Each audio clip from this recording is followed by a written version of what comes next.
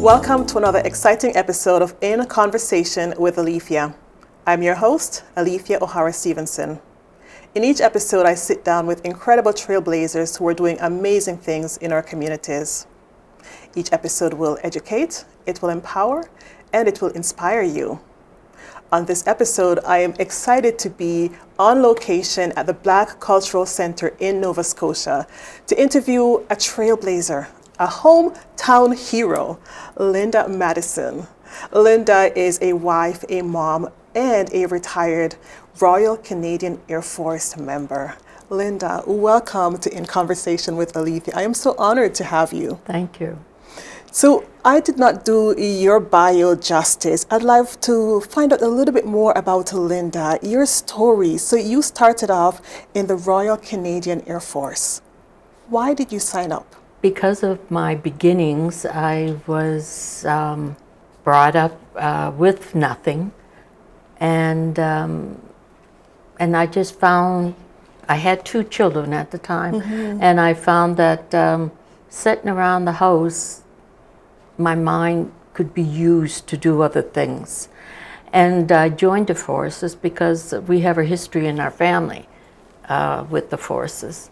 So that's what I did. It made me, I said, at least this is going to be structure. Nice. It's going to be something that I need.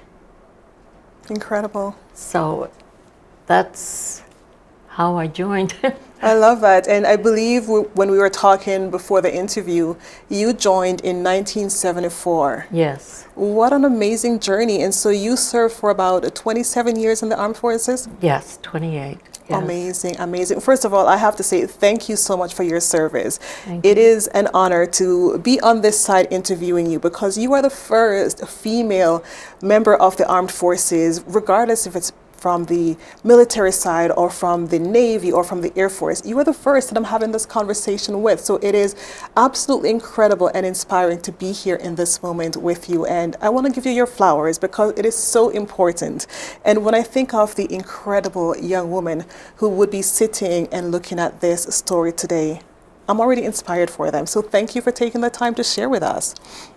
I want to dive into some of your journey. So in 1974, when you first started, you were one of 90 women who enlisted. And by the time your training was finished, I think there was about 30 or so? Yes, it was a cook's trade.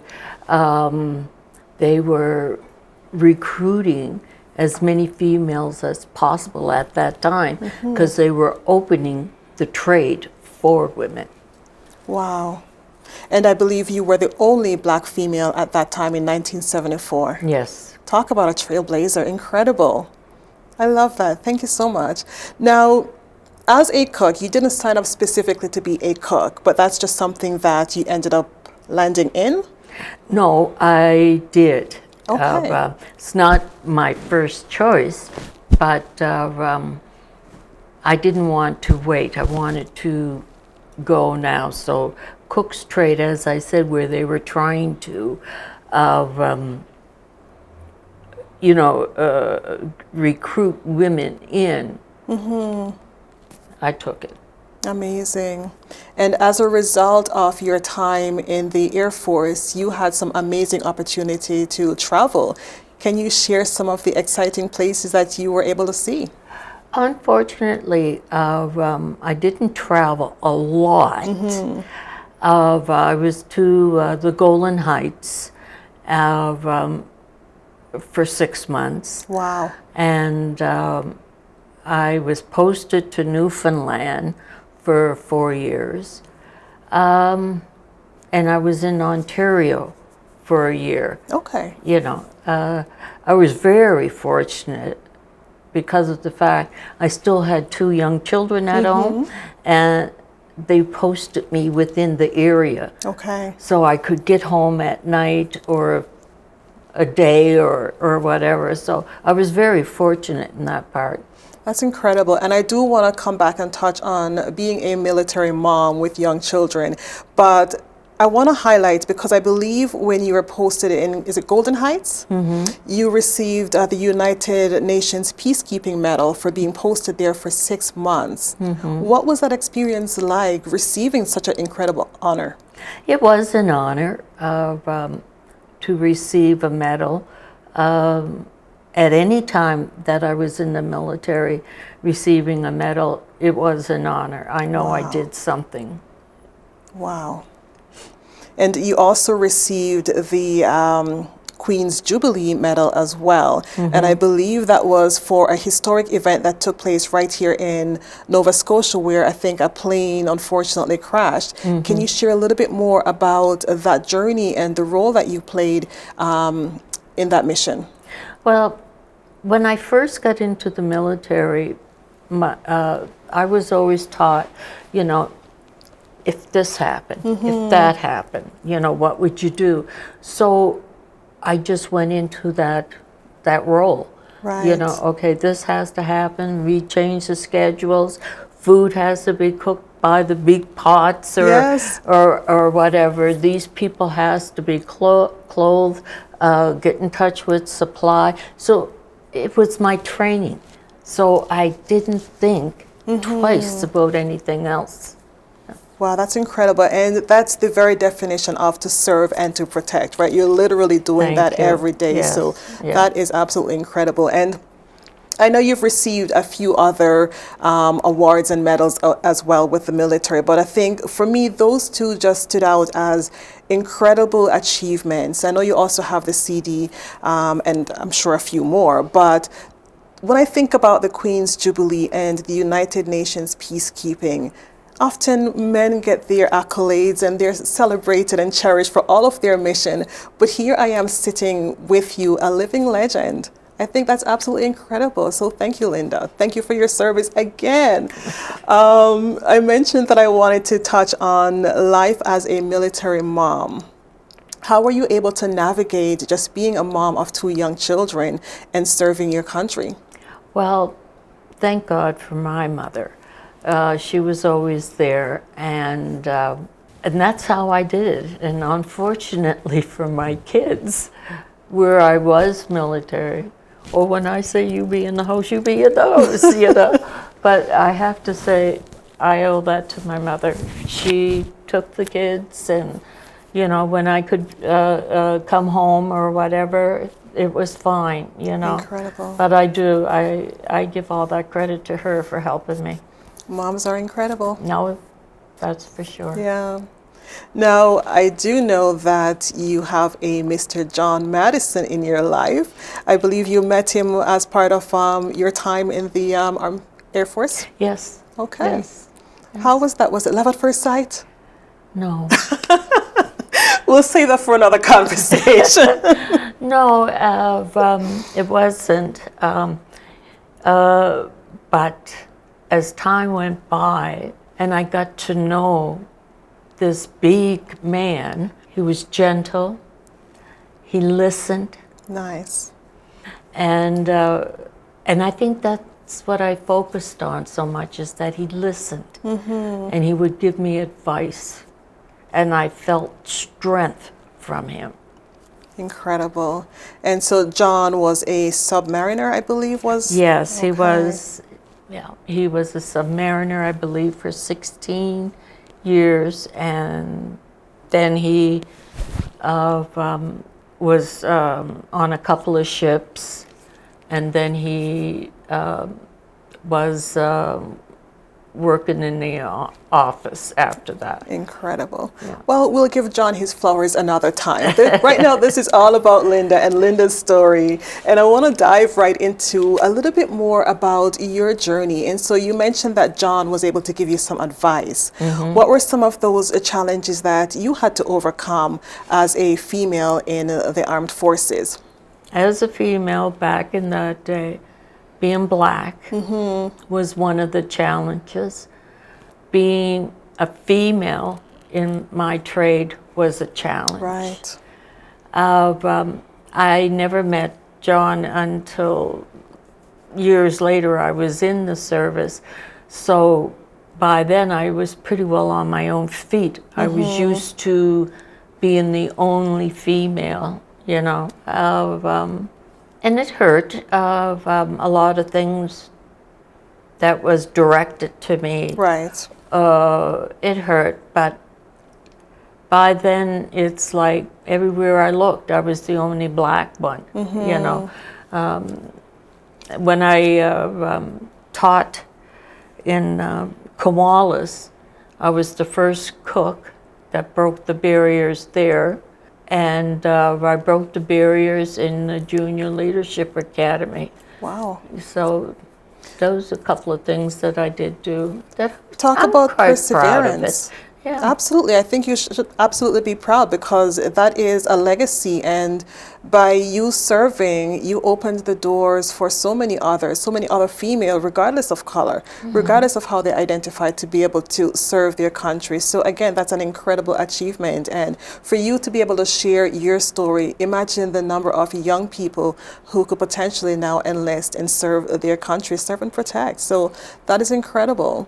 You mentioned Cornwallis. I believe you taught the Junior Leadership Program, and you also trained new recruits as well. Yeah. Can you share a little bit about that experience? Because I'm sure it wasn't an easy feat being a female leading those programs and being a black female. In Cornwallis, there again, I broke the barrier for cooks to go into that area. I didn't know my left from my right foot when I went in there. I didn't. But I had a sergeant of mine, because I was a master corporal at the time. She would underline, memorize this, walk the yard, do this. And she was I was so grateful for her, because she knew I didn't know the things Right. in order to do the job, but she kept pushing me, and I was glad that she did. Amazing. I really was glad. You know, I didn't think that it would be so hard at times, but I got through it. Amazing. And you're here to tell your story. Yeah. One of the things that fascinated me about your journey was when you enlisted, you went through, of course, basic training, but part of being a cook, you still had to know how to protect and defend yourself. Can you share a little bit about just that experience alone, just going through the training and having to navigate life? As in jumping off of 6-foot walls. Oh, wow. Carrying your rucksack, helmet, and your rifle, you know, and running, you know, those type of things. I thought I was gonna die. I really did. But I got through it. But when I went back to teach it, I had to go through the same thing. Oh my Jump goodness. off the walls, because you got to show them. Yeah. And running with the rucksack and rifle and, you know, the whole bit. I think it was hard. It wasn't easy, but at the end of the day, you always felt that you accomplished something. That's amazing. Listen, newfound respect, because I would have never imagined a cook in the armed forces or anywhere having to go through such training, jumping off 6-foot walls. So that's absolutely incredible. Power to the woman. I want to touch on the fact that you did training, or you trained new recruits. What was that experience like? Because I imagine training new recruits meant you also had to teach them about teamwork and community and being together, moving as one. What was that like for you? It was hard, because we only had girls, ladies. They came from wherever. Some had no loyalty. Some of them, we had to teach them how to dress, how to, you know, shine their shoes, make their beds, we had to teach them all that. And I imagine, you know, because I went there when, after 4 years, I had just gone through the whole thing. And you teach them about rifles. So you got to know all this stuff yourself in order to teach them. Okay. But I thought, you know, it was good. It Good. was good. What was your most memorable experience? Winning of the drill competition over men. Ah, nice. Did it 3 times. Love it. And the men were not happy with me. I can only imagine. But again, it goes to show if men can do it, women can do it too, if not better. Yeah. Look at that. That's awesome. And you won that 3 times. That's pretty impressive. Now, if I could ask you a question in terms of your legacy. So here we are talking about your journey in the armed force or in the Air Force. What would you want your legacy to be? What would you want to be remembered by? I know that's a tough question. I don't know. See, when I think of you and just hearing your story, what comes to mind is strength and resilience, right? Also, a trailblazer. Because I can't imagine having to enlist in 1974, spending 27 years, not to mention jumping off 6-foot walls, but going through and serving overseas and leaving your family behind. To me, that is absolutely incredible. So that's what I think of when I think about you, Linda Madison, sitting in front of me, an absolute trailblazer.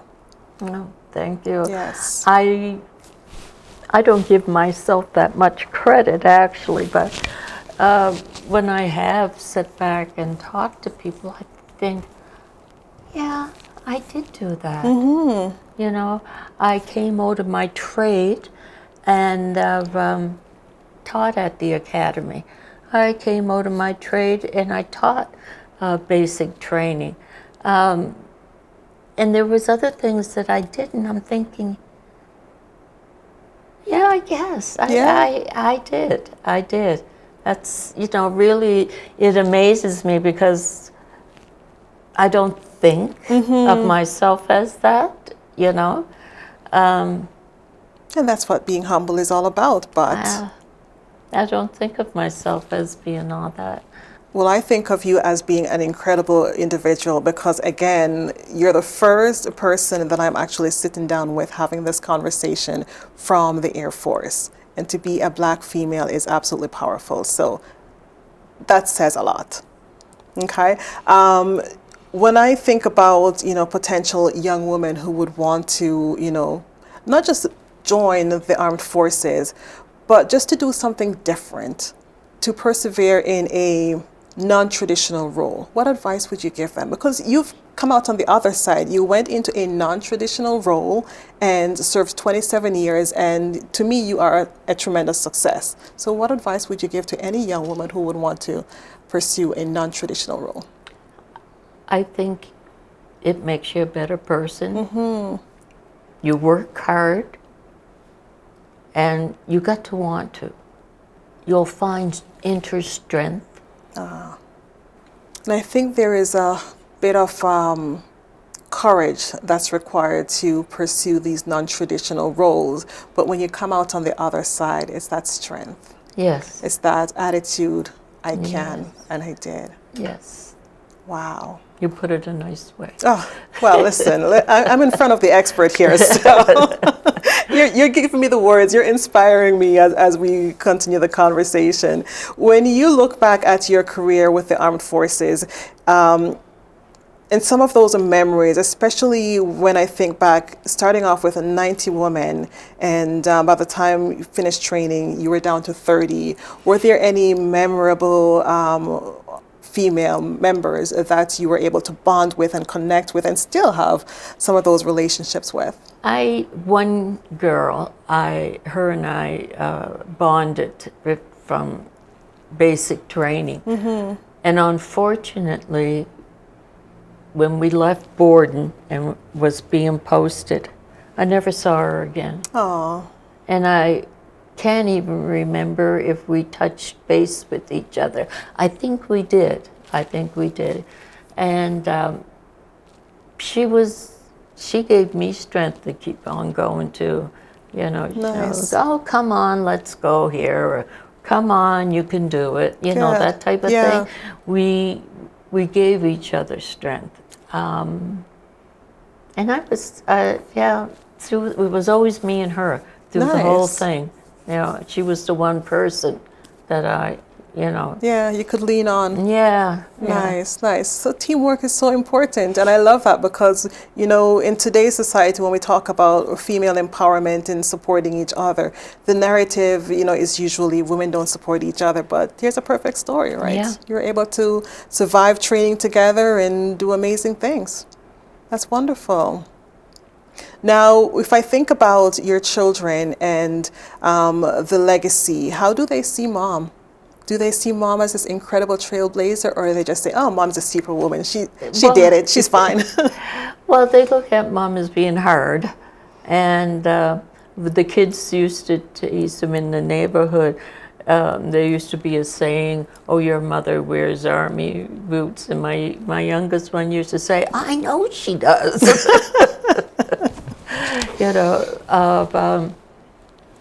No, they were okay. They were Amazing. okay.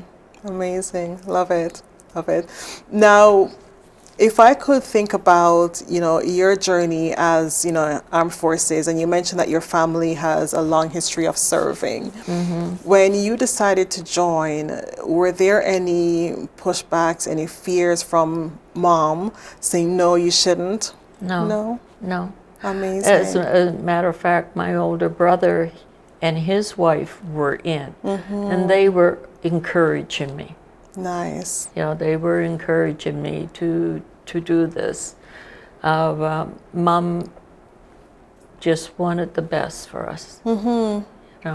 So I had nobody stopped me or Yeah. was against it. And when I look back, we have a history of military people, quite a few actually. And my father was military too. Nice. And so, And the entire family is from Nova Scotia. yeah. Wow. Yeah. Wow. And I believe one of our earlier conversations this summer, you mentioned that your family's legacy goes back to many, many generations. Is that correct? Yes.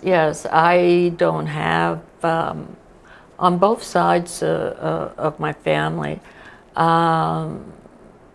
I don't know. My father was from Guysborough, Sunnyvale. It's a small little town. And he came up here because he was in the military and he met my mom. But I only knew really my mom's side of the family, Right. not my father's, so, because we lived up here and he moved up here, so Okay. I never knew his side, so. Incredible. Talk about a rich legacy, hometown hero, Nova Scotia. That's amazing. Well, I wouldn't call myself a hero. I will call you a hero. You served our country. You are a hero. You've done such incredible work here. Just even when you think about the training that you had to provide for new recruits, the leadership training, that takes courage, but you're also preparing the next group of people to serve and protect our Yes. country, our people. So I'm going to Yes. call you a hero. That's Thank anyone you. who serves. To me, you've dedicated and sacrificed your family, your life to make sure that I can do the things that I'm doing. So you're my hero. Thank you.